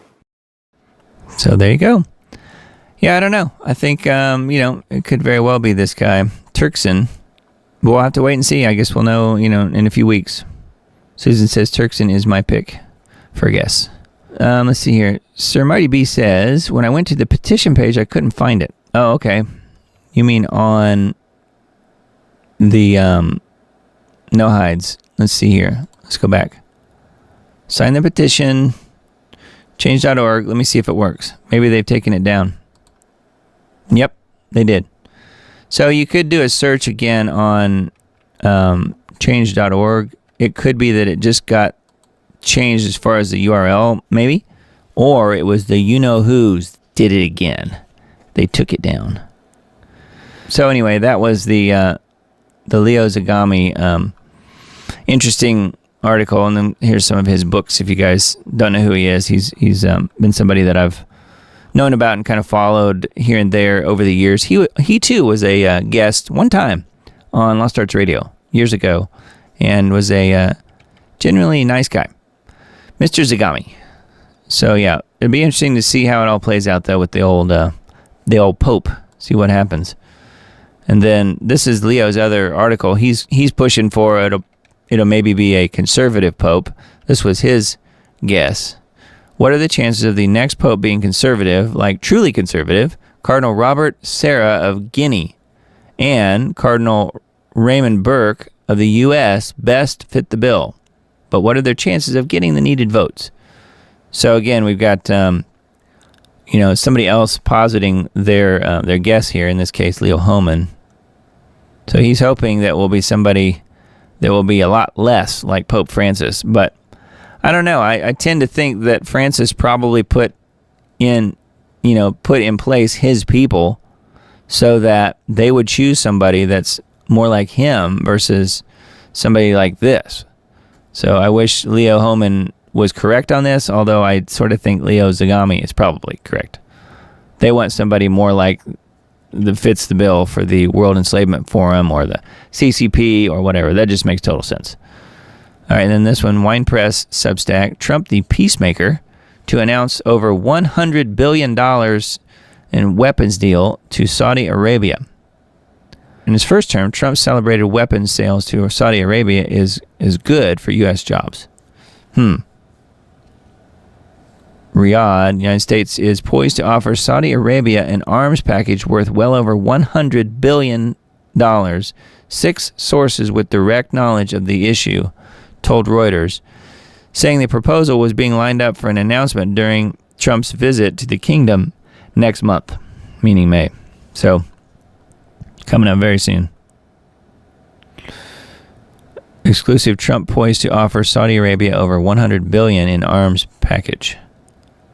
And then, of course, it's mentioning the usual suspects here: Lockheed Martin, Raytheon, Northrop, General Atomics, RTX, Boeing, all of the big defense contractors. So, not good, but that's the peaceful president here making his $100 billion weapons deal to Saudi Arabia. Makes sense. No, I think that's bad news. All right, and then Gateway Pundit. Let's see here.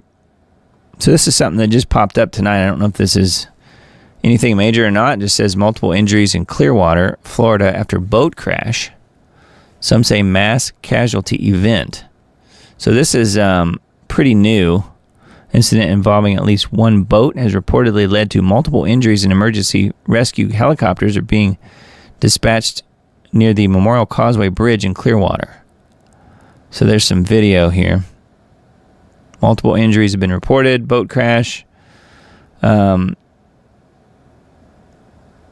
here was a number. It says one user said 4 helicopters are airlifting people out of the area, and approximately 40 patients are being taken for medical care. So we don't know. So that was kind of interesting. I looked earlier on X and did not see anything about it, but that doesn't mean that it's not happening. So just wanted to mention that in case it is something. And a boat crash. Weird. Very strange. And then this is more on the attack in Vancouver. Just in, suspect in deadly Vancouver festival attack identified. Kaiji Adam Lowe was identified as the man who drove his vehicle through the Lapu-Lapu Filipino Festival in Vancouver, killing 11 people. And that's the current number that I have seen. Yeah, this is him here. 30-year-old man murdered at least 9 people. It looks like 11 now, and injured several more when he drove his car through the festival in Vancouver on Friday. And tomorrow is the election day there. Very interesting. That's on Gateway Pundit. Thought this one was pretty weird too. I mean, he's on video. Luigi Mangione pleads not guilty in death penalty case over insurance executive's murder. So he pled not guilty to federal charges. He didn't do it. It was his evil twin, I guess. Mangione is facing both federal and state charges. Federal charges include murder through the use of a firearm, 2 counts of stalking, and use of a firearm in the commission of a crime. 26-year-old from Maryland is facing the death penalty if convicted on the federal murder charge. On Friday, Mangione entered his not guilty plea before the judge. His lawyer asked that the federal case take priority over the state charges and that she not seek the death penalty. Mangione is accused of fatally shooting Thompson in cold blood on the streets of New York City in December, allegedly driven by frustration with the U.S. healthcare system. The murder was captured on security footage. Maybe he doesn't know that. No one told him. Anyway, he says he didn't do it. He was probably demon-possessed. Maybe still is. Christian student blocked from graduating because she refuses to take the LGBTQ plus affirming course. But the family is fighting back. Some institutions would improve merely by scrapping them and starting fresh. The federal government leaps to mind, as does the American public school system. According to Fox News, a family of an accomplished Christian student denied graduation over her refusal to take what they described as an LGBTQ plus affirming and religiously discriminatory health course mandated by the Montgomery County Board of Education in overwhelmingly liberal Montgomery County, Maryland, has filed a petition with the Maryland Supreme Court in hopes of bringing relief to their daughter as her senior year in high school approaches its conclusion. The student, referred to by the outlet as Jane, has amassed a 4.76 weighted GPA, has also scored a 1450 on the SAT, which is in the 96th percentile. In liberal Maryland, however, speaking of places that would improve by starting fresh, the academic record apparently counts for little. Only by genuflecting at the altar of wokeness may a student matriculate. In the 2024 election, Kamala Harris won more than 75% of the vote in Montgomery County. Harris lost, of course, but bitter liberals continue to hold Jane's future hostage. She's pretty distraught about not being able to graduate with all of her friends. Wow, so it goes on. So they're going to court. Yeah, and apparently the executive order has no bearing on it somehow. Which it does, they just choose to ignore it. Because they don't agree with it. Rep. Jamie Raskin wants Trump officials arrested for kidnapping the judge who helped the illegal evade arrest. Of course he does. Kidnapping. No, it's called holding those accountable who broke the law. You have to put them in jail where they belong. But no, he says it's kidnapping. And I guess, too, what this guy did was just, he had a little disagreement with the guy. He didn't actually murder him in cold blood. Not at all. Anyway, there's Rep. Jamie Raskin for you. Just in, President Trump calls for the person who operated Joe Biden's auto pen to be jailed. You better start fingerprinting the auto pen, see whose prints are on it. It's probably Barack Obama's, I'm guessing. I don't know. President Trump on Sunday called for the person or persons who operated Joe Biden's auto pen to be jailed. Hopefully, Act Blue, the Democrats' illegal scam used to raise money, including from not allowed foreign contributions, is being looked at by authorities. That's what Trump said in a recent post here. So yeah, arrest the person who uses the auto pen, because that was actually the acting president. He's not wrong. I don't really foresee that happening, but I would love to be wrong about that. President Trump, the External Revenue Service is happening. Income taxes to be substantially reduced, maybe even completely eliminated for those making less than $200K a year. So again, that would be nice, but you could just start by auditing it and shutting it down. That's what I always come back to. Don't bother with the 200,000 and less. Just shut it down for everybody. And you will see this economy roar back to life in many ways. Just to give people more of what they make back to them and not have to send it to the federal government, to me, is a huge deal. So maybe they will. Maybe he will do that. Who knows? So anyway, let's see here. What else we got? One more Gateway Pundit article. This one's a bit rude, so just bear with me on this. Southwest airline passenger poops on the seat after stripping naked. So this is another one of those crazy airline situations where people are losing their minds. Southwest Airlines flight was met by law enforcement upon landing in Chicago due to what the airline called a, quote, situation involving a passenger. Medical personnel joined the police in responding to the scene due to reports of a passenger stripping naked and defecating in her seat. Southwest released a statement apologizing for the unfortunate incident that likely left other passengers appalled. You don't say. So, what was their old motto when they had the ding from the plane, the seatbelt ding, and said, "You are now free to move about the country." Well, now it's, "You are now free to poop all over the country," because apparently this lady has been doing that. So that is crazy. So Southwest is the newest airline on the poopy list, I guess you could say. And then modernity.news, peak modernity. People are taking selfies with the dead Pope for social media clicks. Ghoulish narcissism on display. So this is what's happening now. Social media users are receiving backlash for posting smiling selfies with Pope Francis's body in his open casket. Some people even tried using selfie sticks, but were told to put them away.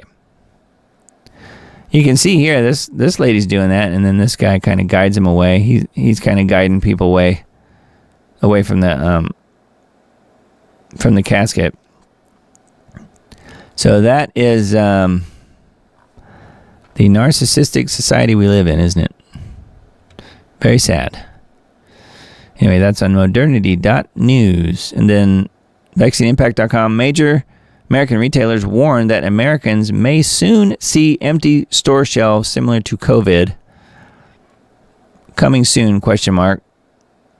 So, I don't know. I guess it's possible. It just depends on how the whole tariffs thing shakes out. But this is what this article is talking about. The CEOs of some of the United States' largest retailers, including Walmart, Target, Home Depot, visited Trump at the White House this week with a very stern warning. Consumers could be seeing empty shelves in the stores soon due to Trump's tariffs, especially from goods imported from China, the country with the highest current tariffs. Trump tried to calm their fears in the markets by promising a deal would be made with China soon, and stating that President Xi had already called him several times. But China mocked Trump's comments, stating that there were currently no discussions underway and that there would be none until Trump dropped his tariffs against China. So it's kind of in a little bit of a stalemate here, it looks like. So we'll see what happens. Businesses have been canceling orders for products from China after Trump imposed a 145% tariff on most Chinese imports, risking product shortages for American consumers. So, I don't know. We'll see where it goes, I guess. So this is something that Hal Turner's been talking about quite a bit on his show, talking about the delay in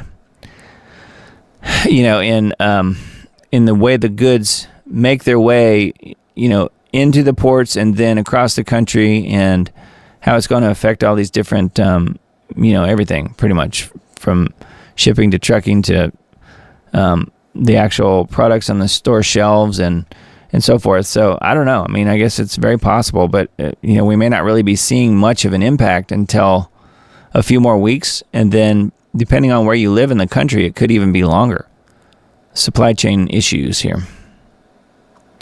So yeah, I was looking to see if they had any info about the Baltic Dry Index or whatever it's called. I don't see anything on here about that, but might be something worth looking at that has to do with the shipping across the world.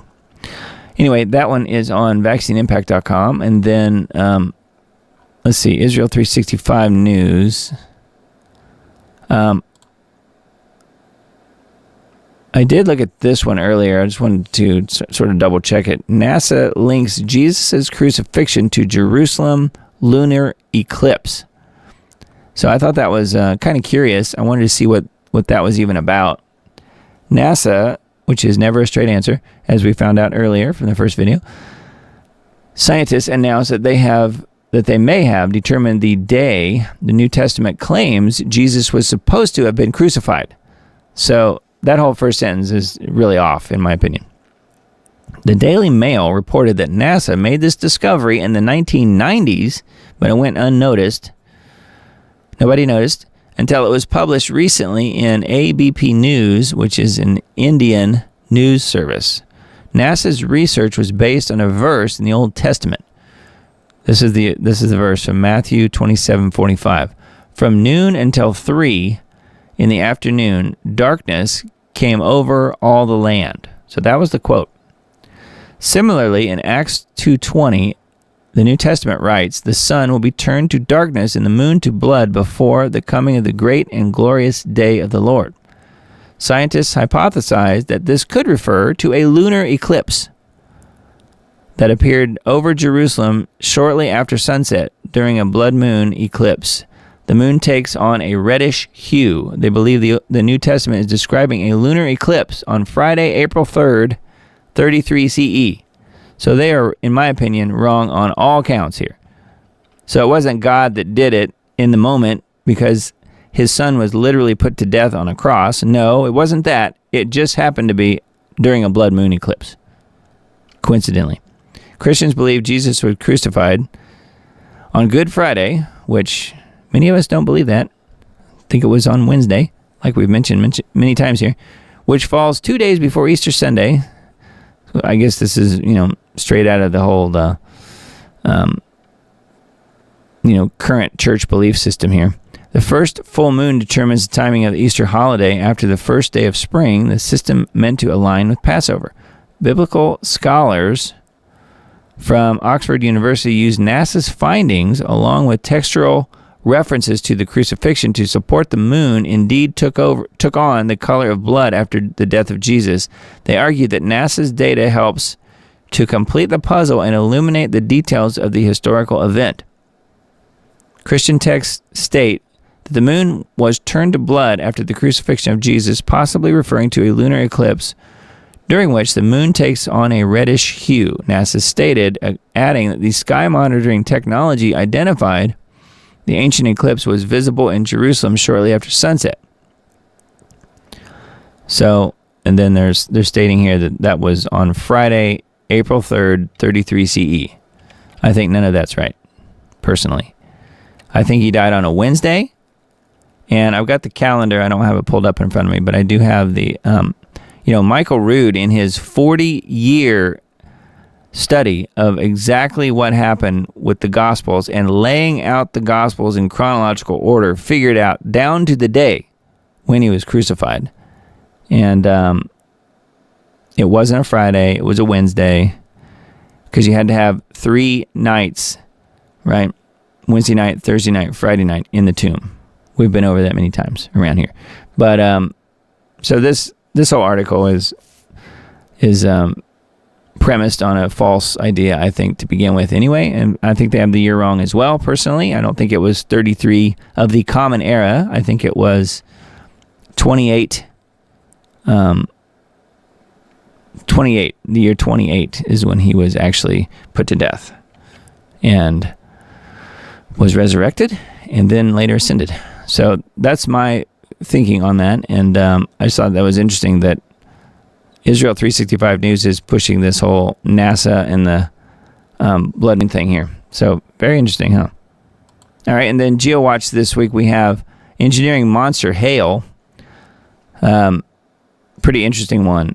Severe storms bring monster hail to parts of Texas. UK eyes 50 million pound geoengineering scheme to block sunlight, which we mentioned earlier. From Newsweek, experiments to dim the sun spark alarm. Some see the initiative as a desperate but necessary step amid rising global temperatures. Others express alarm at the prospect of interfering with natural systems. And from Bloomberg, the quote here is, Wall Street will regret helping the world burn. Climate catastrophes and climate engineering are inseparable. Trouble isn't coming, it is here.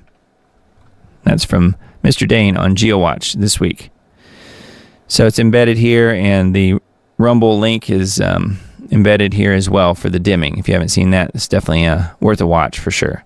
Really good film about geoengineering. It's a really good way to introduce people to this whole topic. So anyway, that's geoengineeringwatch.org. And then let's see. The NOAA scheduled weather maps for this week. Well, it's coming up, I guess. May 3rd through the 7th. Looks a bit like that. Very strange. Got the above temps the above average temperatures in the extreme northern plains area, and then everybody else is below, more or less, except for the southeast. So really strange. It's looking like the geoengineers can't quite make up their minds what to do. So that is something that you guys may be witnessing depending on where you are. If you're in the northeast or if you're in the southwest, it's going to be a little bit cooler. That is May 3rd through May 7th coming up. All right, and then I thought this one was kind of interesting. I'll just read the caption here as we move forward. I'll just let it play. I can't really play it because of the music in it, but it says King Charles and Queen Camilla have heavy hearts after the Pope's death. King Charles and Queen Camilla say that they are deeply saddened to hear that Pope Francis has died. All right, and then he doesn't look too good there, does he? That must have been just hours or a day or so before he passed away. In a statement, their majesties say they have heavy hearts, that they are somewhat eased that the Pope could share an Easter greeting with the world. King and Queen have also paid tribute to his compassion and tireless commitment to the people of faith. I don't think I would put it that way, would you? Met the Pope in a state visit to Italy less than a fortnight before he died. Ah, so maybe they did it. It wasn't J.D. Vance at all. Pope's ill health meant that his scheduled meeting with the King and Queen at the Vatican was postponed just weeks before his death. But days later, they managed to meet in private with the pontiff, wishing the King and Queen a happy 20th wedding anniversary. Look at those two old guys, man. It was a private meeting that Charles says he now remembers with particular affection. Don't know what that means. Pope Francis' close ties to the royal family dates back to 2014. So this is from those days, I guess. They exchanged gifts and held private conversation that lasted around 30 minutes. Doesn't look too private, does it? There's Prince Philip back there a second ago. King Charles first met the Pope in 2017 while he was still Prince of Wales. They quickly found common ground as strong advocates for environmental causes. Yes. Soon to be the one world religion, if you ask me. Late Pontiff gifted King Charles copies of his writings on climate change. I bet he didn't mention geoengineering in the book, though, do you? So that is the end of the Z-Pope. So I just thought it was kind of interesting just to see what the old king had to say about the whole thing. So yeah, pretty wild. On my X posts this week, I think I've mostly just posted clips and a few other memes and things like that. For the love of God, get off of Fox News and arrest someone. Pretty funny. Pam Bondi says, nope, I'm too busy being a personality on Fox News. I wish people question Fauci as much as they question RFK. Then this guy, man, I'll play a video here in just a second on this. This guy is super spooky. This guy is the guy that's taken over for old Klaus Schwab. He looks like he's got like a bloodshot red eye and fake hair. So I don't know what is going on there, but they've managed to find someone even scarier than Klaus Schwab is. Very strange. Anyway, there are some interesting things here on my X account. If you guys wouldn't mind following, I would love to have you on there. It's just x.com/The Diamond Report, but report is abbreviated because I couldn't use the whole word, but it's The Diamond RPRT.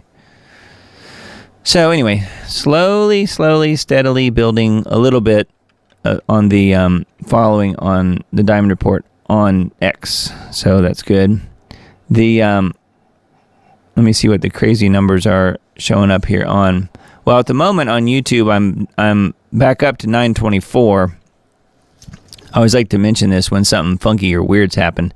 And I was up at 929 on the subscribers, and I made a video back in February about how I didn't think YouTube would allow the channel to get more than 921 subscribers and stay there. Well, guess what?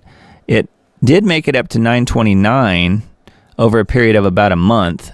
And then slowly, within probably the last 10 days, they would ticking off 2 or 3 subscribers. YouTube has. I'm blaming YouTube for that. Ticking off 2 or 3 subscribers every other day. So it was back down to 923 just hours ago. I think it's back to 924 at the moment. But anyways, it's going to, I think, probably make its way back to 921 again, even after the last month or so where I had a few extra people that subscribed. I thought that was really weird. And, YouTube's just playing their games with not only me, but lots and lots of other people as well. So make sure you follow along. If you're not already subscribed on YouTube, please subscribe. That does help me, helps the channel. Even if you get bumped off, you can subscribe on these other channels. If you get the boot on YouTube, you can certainly follow along on Rumble.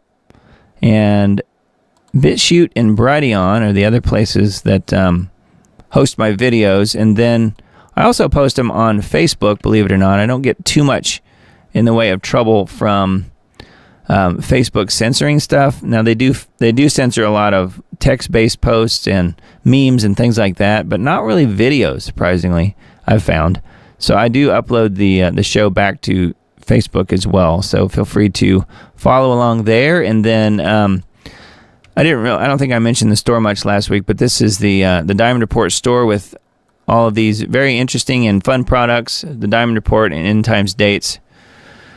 Different products from water bottles to t-shirts and hats and all kinds of stuff here. So it is linked there in the upper right corner where it says shop.thediamond.report. And I just renewed the store. We're going to keep it for another year, but I'm going to start warning you now that if the store doesn't continue to pay for itself, which it only just barely did this last year, then I may not keep it. And if I shut it down, then all those products go away. They all go away. So I've got about a year to decide on that because I just re-upped and they just charged me again for it. And they charge you a lot. And they charge you a lot just to keep the store going, and then they keep a percentage of every sale, obviously, too. But keep in mind, this is not, all of the products on here are not stuff that I have stored here at my place. It is literally print on demand. So it doesn't exist until someone orders something. So if you order a shirt or a hat or a hoodie or something like that, it's printed and shipped to you directly. So because of that, it's kind of an expensive endeavor, and this show is not even close to breaking even as far as what I'm spending out of my pocket to keep it going. And the store is really one of those big expenses for me. So I may not keep it going if a year from now we're still kind of in the same place, which is very possible. So we'll see. I'll just warn you now. I'll start trying to warn people now. So just know that if you do want to get a hoodie or a hat or something like that to support what I'm doing, you have at least, a few months to a year before I have to make the decision on whether or not to keep the store. So anyway, there's that. And then there's the Subscribe Star option here, which is a really good way to go. That helps support what I'm doing on a monthly basis versus just a one-off buy a shirt or hat type thing. This is a way to help what I'm doing, help me offset the cost of doing the show every week. I'm spending a lot of time each week putting the show together, and I love doing it because I love you guys, and I really enjoy the show, and hopefully you guys get something out of it.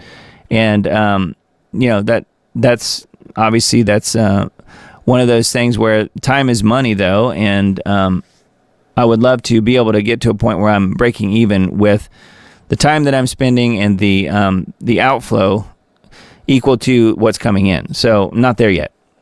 But anyway, you can help me if you so choose. And again, no pressure, but it is there if you guys want that to, starting at $5 a month and up. There's some options there, including some extra bonuses that you can read about here on this page, subscribestar.com/diamonddisc. You'll see that in the upper right corner box as well. Subscribestar.com/diamonddisc. And then the Substack is the thing that I've mentioned multiple times tonight, and it's free. You can put your email address in there, and you can sign up and get the email blast that I send out about 3 times a week. Sunday, Monday, and Tuesday. That's pretty much it.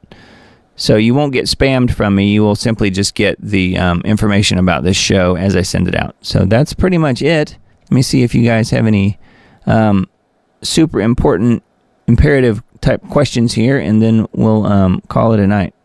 getting kind of late around here. Let's see here. It looks like the crazy chat thing is doing what it did the last few times, although I did hear from my live stream software company, and they did get my bug report. If you look at the chat over there, you'll see that all of the posts, while they are updating, which is good, they're all in there twice. So in other words, somebody types in something on chat and it burns it into the screen there, but it puts it in twice. I don't know why. It's been doing that for the last probably month. But I did get the information from the company that does the live stream software, and they did state that they are working on it, and they will have it in a future update. They will have that fixed. So anyway, yeah, Emily says, better get your gear while you can. Yeah, thanks. That's something that, again, I have to really kind of decide. I put a lot of work into creating all the products in the store. And, I hate to close it down, but at the same time, I can't really keep something going that is costing me money. If it's losing money, why would I keep doing that? That just doesn't make sense. So again, you have lots of options here on the store. And, if you guys have anything in particular that you're looking for, I can probably create it. I mean, there's a lot of options here. There are other products. Basically, they have the products, and you upload your logos, and you add your text and things like that, and save it, and it's saved on their system so that when someone places an order, then it goes through their system and prints out, and then they ship it. So that's kind of how it works. But it's one of those things where, as a business, you can't keep continuously losing money on it and expect to keep it around. So anyway, I just wanted to bring that up, and it's not an oh poor me thing. It's more of like, this is a kind of a business decision that I'll give it another year, and we'll see where we are. And then let's see here, what else you guys seeing in chat? Oh, thanks, Emily, for posting the links in chat. Thank you for doing that. Yeah, the band group, we should mention that. That's right here. And band.us/@the-diamond-report is where that is. And, group of friends in there, and we're just in there posting things. And, you can post things that you're wanting prayer about in your life. You can post things that you just happen to be researching, and you don't all have to agree with me. You don't all have to agree with each other. It's kind of a free-for-all in the sense of as long as we're respectful of each other's, what we say and do, then it's fine to post pretty much anything that you want, as long as it's not, like illegal or nasty or something, obviously. But we're not having any sort of issue with that type of thing. It's really been, the occasional person that will try and sell something. The big thing has been the Taylor Swift tickets, which has really been a puzzlement to me, but pretty funny though. So, and that might be a bot anyway. It might not even be a real person. Who knows? So let's see here. What else did I not mention? So there's the different channels, and there is the Subscribe Star and the store and Substack. So I think that's pretty much it.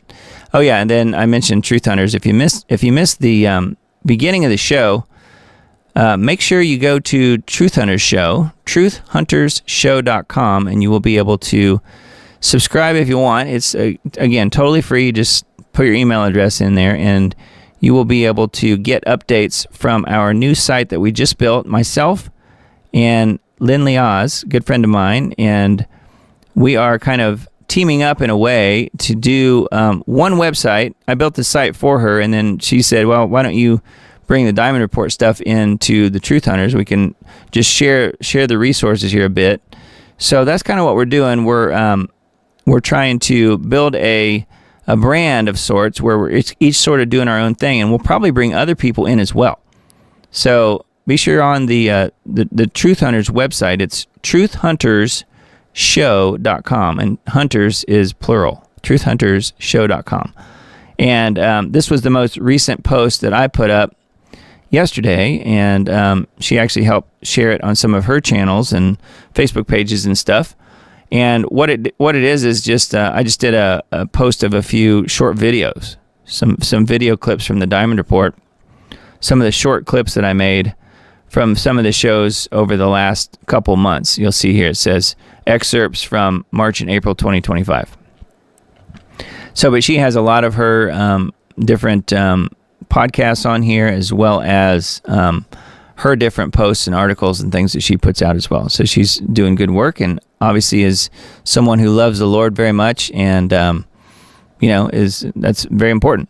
It's a really good resource, and I just wanted to mention that Truth Hunter Show is out there. If you guys want to partake in that, it's totally free.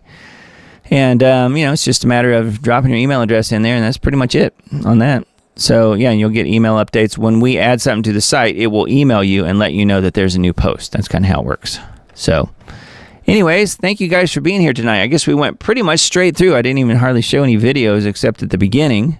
So we will address the one last video here tonight in just a second. I was just looking over the chat to make sure I wasn't missing anything. And let's see. Yeah, it's 12:30 a.m. It's getting kind of late. Looking to see if there's any other things directed at me on here, only because I don't want to miss what you guys are saying. Aluminum-resistant seeds have been developed to thrive in soils with high aluminum levels, which can stunt crop growth. Yeah, Susan has mentioned something here. That is the single thing right there that you describe. That is the reason that I'm here tonight.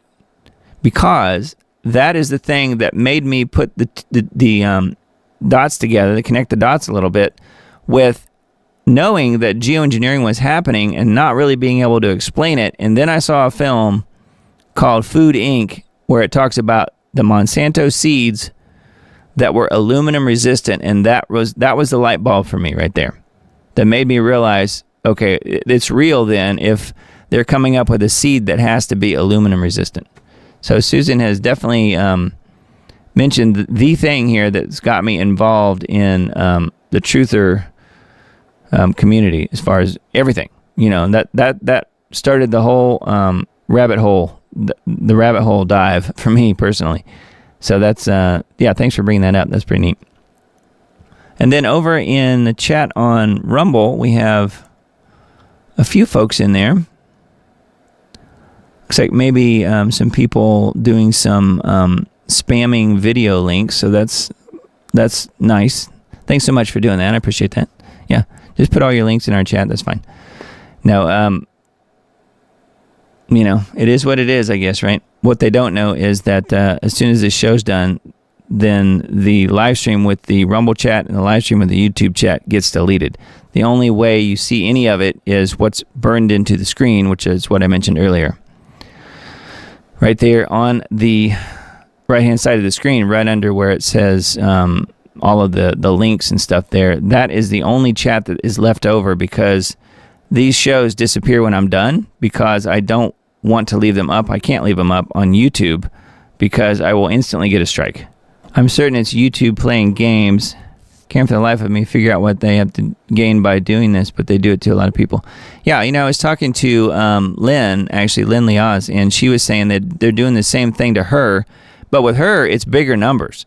She has, 100 and some thousand subscribers on YouTube, and they're doing like 1,000 at a time with her. Whereas with me, it's like 1 at a time and 2 at a time. But anyway, yeah, truthhuntershow.com. So, yeah, please sign up there if you're not already, and we would love to have you guys part of our email list, and we will hopefully be putting stuff up pretty much every week. I think we certainly will be. Probably her more than me, but it'll be both to some degree. And like I said, we'll probably be adding some others as well. We have plans to expand that, so we'll see where it goes. All right, so we have another video tonight. It's called the WEF is Doomed. World Economic Forum is doomed. But I call them the World Enslavement Forum. So anyway, I hope you guys have a blessed week this week, and the next show will be May the 4th. Oh, it'll be Star Wars Day. So we should have a Star Wars theme on the next show. May the 4th be with you. We will be 10 p.m. Central Time on May the 4th. So that will be the next show. Hope you guys are here. And thank you guys for hanging out with me all night tonight. It's been, it's been an exciting adventure. I've done nothing but talk nonstop, so my apologies for that, but I had to get the message across somehow, right? So anyway, thank you guys. Certainly appreciate it, and Lord bless you guys and keep you guys safe, and hope you guys stay safe, stay close to your family and to Jesus in particular. And feel free to leave a comment on any of the videos that I put out. It's always a good thing to do, and it doesn't have to agree with me. I have lots of people who put stuff out and have alternate messages and stuff, and as long as you're not being super rude or something, then your comment stays. So that's the way it works. Anyway, nobody likes to be censored. So God bless you guys. I hope you guys have a blessed week this week, and we will gather again together next Sunday night, again, May the 4th, and we will see you guys at 10 Central Time, and we'll do it all again then. So we'll look at this last one, and I'll warn you, if you don't like AJ, he is in this video talking a bit, although I don't think he's the primary person in this video, but he is in it some. So it's called The World Economic Forum is Doomed. Good night, you guys. Have a good one, and I'll talk to you again real soon. But illegal immigrants can steal IDs and then file for over and get payments for child tax credits fraudulently, never get prosecuted. Explain how this can happen. You and your guest, Laura, were talking a lot about the deep state earlier in your show, and I would propose that the IRS is the original deep state operation. One of those things that we identified they want to spend billions of dollars on is to hire 87,000 more IRS agents. Imagine an army of IRS agents coming after the bank accounts of hardworking families. Joseph R. Bannister, a former IRS Criminal Investigation Division special agent, has blown the whistle on an IRS fraudulently collecting federal income tax from Americans through a scheme he calls the 1040A scam. After resigning in 1999, Bannister spent over 25 years exposing what he alleges is systemic IRS fraud, including the manipulation of internal computer systems to assess taxes, penalties, and interest against individuals who have not voluntarily filed tax returns. Bannister argues that IRS notices referencing Form 1040A in cases where no such form was filed serve as evidence of this fraud, as the agency falsely inputs data to create tax liabilities. Bannister asserts that most Americans are not legally required to file federal income tax returns or pay income tax, citing the absence of a law imposing liability on the average American since 1916. He points to the IRS's own publications, which state that only those liable for a tax must file a return, and notes that federal law primarily imposes income tax liability on non-resident aliens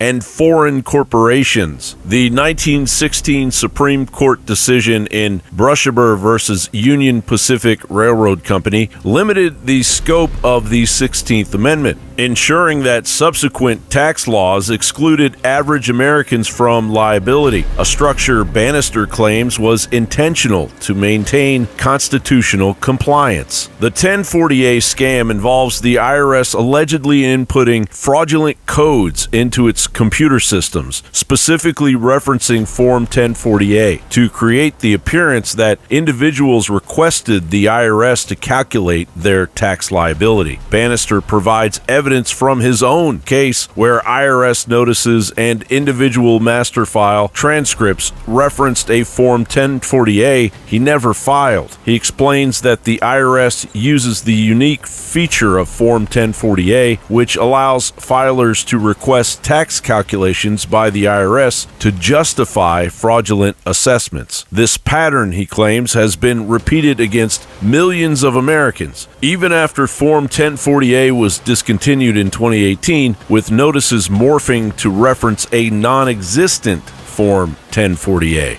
Bannister calls for further investigation into the IRS's archaic computer systems, which he believes are maintained to perpetuate this fraud. He suggests that the IRS's reliance on outdated technology and reluctance to provide IMF transcripts via FOIA requests conceal the scam's mechanics. Bannister urges Elon Musk, President Trump and the Doge fraud hunters to probe the IRS's internal programming for evidence of fraudulent data manipulation. Comparing the 1040A scam to other alleged government deceptions, Bannister argues that the IRS's actions fit a broader pattern of misleading the public, defrauding Americans of trillions over decades. While most Americans had to write a big fat check to the government today to pay their taxes, over 100,000 federal workers are not paying their taxes. In 2021, the IRS found that almost 150,000 federal workers